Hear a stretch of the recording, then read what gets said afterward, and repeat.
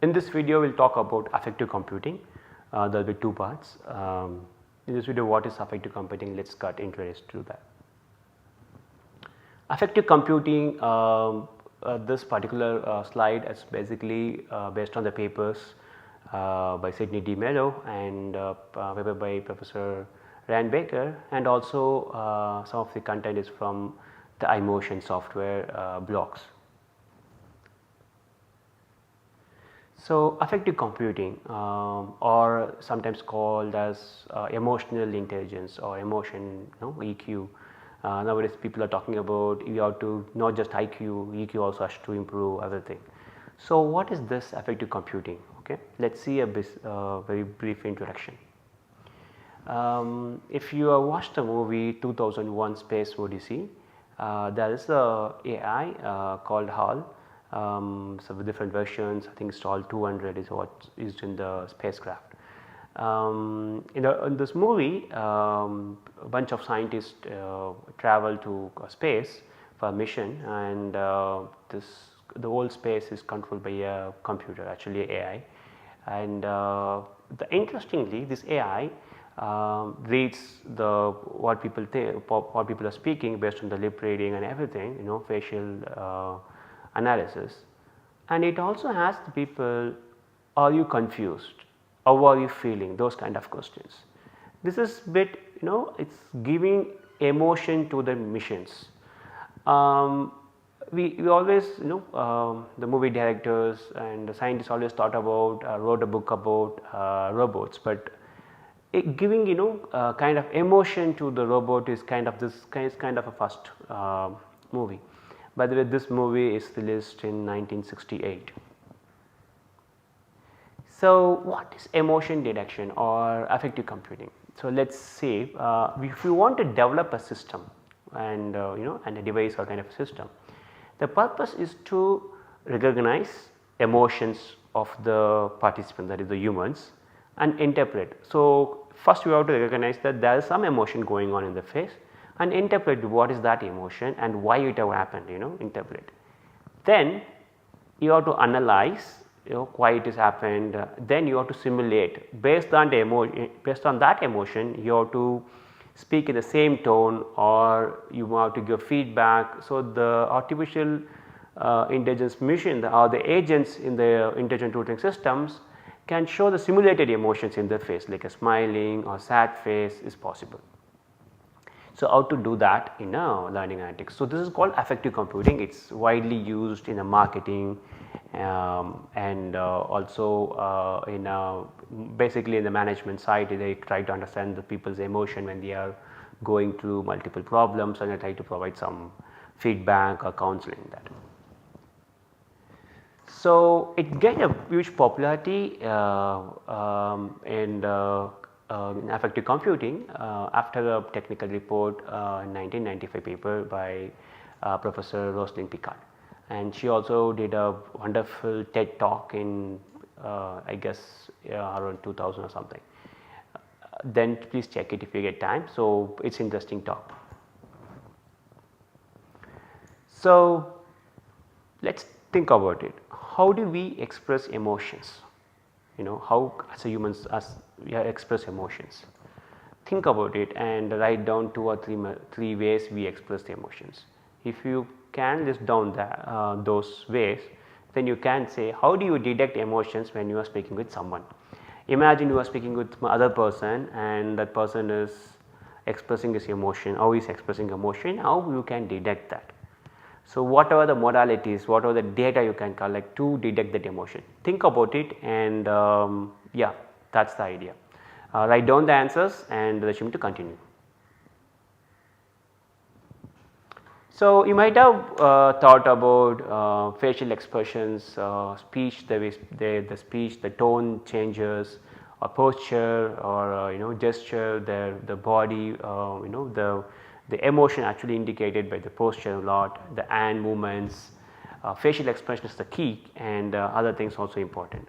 Or also you can use physiological monitoring systems like EEG, EMG or GSR, or if you are asking the students to write something in the laptop or a computer, in the environment, they are typing based on the typing speed or the words they use, the mistakes they make, we can also the words and the way they form the sentences also can tell what is the emotions. So, each person have their own signature in forming the sentences, and that's all the channels you can collect data. And if you imagine you are in a classroom, a student is talking, based on the noise they make, the utterances, the sounds, the noise in the classroom, you can say are they bored, are they excited, are they happy, all these things you can deduct based on their noises they make. So, you can collect all this data from different modalities. Here the modality of expressing emotion is not just a face, but different modalities. If you collect all this data and analyze to predict students' emotion, that is called multimodal analysis. For example, you can use the facial expressions, then gesture, posture, and also the eye movements or the voice to combine it to create to detect the emotions, then it is called multimodal analytics. So, the modality of expression is different. That is why it's called it's interesting field, and multimodal is gaining popularity. The problem is each senses to detect these modalities, like for facial expressions, the sample rate is different. You might have a webcam which is 25 frames per second, which means you capture the learner's face or the human's face 25 frames per second, that is 25 pictures per second. So, that is 25 frames, and if you use say eye tracker, that might give you 90 hertz frequency, that is it captures 90 hertz per second. Then how do you combine this, how do you abstract those information, and how do you combine this, that is a challenge. And there are some works has been done in this field, and people are working on it. It's kind of a new field, and that's interesting to start with, but how to combine and sync is still a open ended problem. So, I would recommend you to check this article, Interdisciplinary Review of Models, Methods and Their Applications, by Professor Calvo and Sidney DeMello, and it's published in 2010. It actually reports data direction, affect detection in multi-channels, and they have tables for each modality, like a voice only, text based or facial expression based. It's a very interesting paper, and we did not find any other paper after that, mainly because not much work happened in the field of other modalities other than the facial expressions or human observations. Human observations or detecting emotion based on facial expression is focused more compared to other channels of data, mainly due to we can't take these instruments out of lab, you can't use those instruments in the real classroom settings. And recently there are a lot of portable devices are coming, which gives us the hope that we can take these devices like EEG, GSR to the classroom and collect data. Okay. So, I would recommend you guys to check this paper, it is an interesting paper.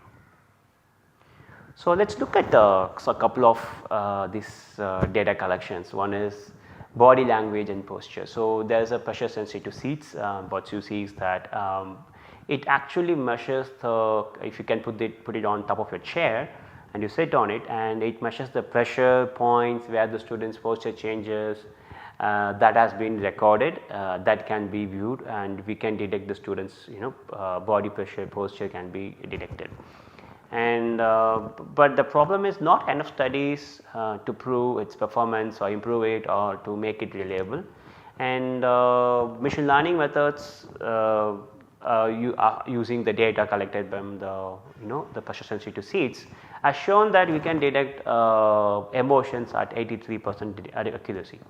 But the problem is if you try to detect a particular emotion, say frustrated or boredom, it is not enough.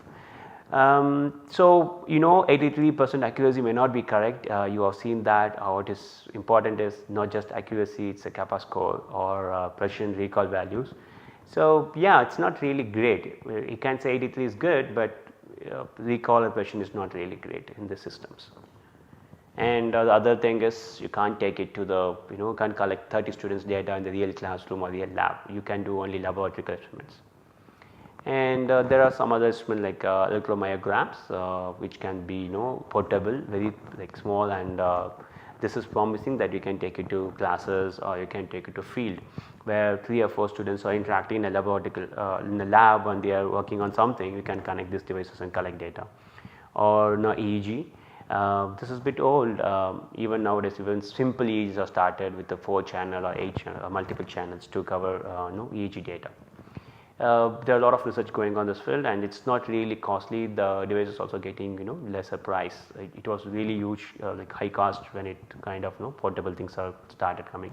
So now it's easy to collect this data. So going forward, we might collect more data using these kind of physiological sensors. Also EDA, and in fact most of the smart watches or Myoband, you might have seen Myoband, it's discontinued, which collects a lot of data about accelerometer, the rotation, everything can be collected. Based on that, we can even detect the students posture, what are they thinking, what are they doing, all this data can be collected. Then we can automatically detect students posture, gesture to detecting their affective states. So these are some sample physiological sensors I just want to show. And the key part is, as I mentioned, facial expression analysis. We will look into it in detail in the next video, but let us start getting introduced. In a facial affect analysis, we want to observe the learner's face and detect and classify the emotion. Are you anger, are you having fear, or are you surprised or sadness, something like that. Paul Ekman, Professor Paul Ekman actually did a cross-cultural research in a Papua New Guinea island where the Aboriginal peoples, that is the people who are not really came to the modern world, they are still living in a old culture, old tradition. The emotions, the fake emotions not there, they show the real emotions. So he went to the Papua New Guinea island and he collected students, not students, he collected people's face, and he did a lot of study. Then he reported that based on the emotions from the facial expressions, we can detect emotions. The 6 emotions, the basic emotions he reported is anger, disgust, fear, happiness, sadness and surprise. This is 1960, and he did a lot of study. After that, database is available, the reports how to detect the emotions all publicly available. Paul Ekman's facial analysis coding system has become very famous. And what Paul Ekman suggests is these emotions, these facial expressions are generalizable, and it is not that the emotion by Indian continent people will be different from other country people. People usually think that Asian people show less emotions or they do not show emotions, something like that. I am not talking about South Asian people. Then it is not true. So Paul Ekman says it is not true, although it is true that if I am observing Indian participants, I would be able to observe better than I observing participants from non-India, like from America or from Europe. So I may not be able to detect emotions correctly. So that is kind of established, but the emotion expression is kind of a generic. There have been a lot of studies conducted and it is proved that. Okay. So do not worry that these reports are for the other countries or not for India. No, that is not true. It is possible to use those use these kind of rubrics to detect emotions in Indian students also. So it is an interesting question now. Why do you think we have to think about affective computing in learning analytics? So I was telling that learning analytics, we also how to collect affective computing, what is the data, but why do you think we have to do that? And so think about it, write down, list down 2 or 3 answers. Please pause this video. After writing it down, please assume to continue. So you might have got many answers. The main reason is can we understand students learning without emotion? Is it even possible? It's a question. Are the student learning? Is he bored? Is she confused? When she got confused? So without that, it's not possible. If you are a teacher, you would say no. Like when you are teaching in a real classroom, in a traditional classroom face-to-face method, you will be observing the students' facial expressions when you are teaching. Based on the students' facial expressions, you might ask them what is the problem, or conduct a short quiz, go explain more detail. These things happens. Suppose you see most of students are bored or not focused, you might ask them to stand up, get energy or something like that, right. So that is important. Without emotions, we cannot understand what is learning is happening. So affective computing is very, very important for learning analytics. And emotions are related to moods and other parameters like motivations, attitude, interest, but they are not actually equal, they are not equal to attitude or interest, but emotion parameter can impact this motivation, attitude or interest towards the subject.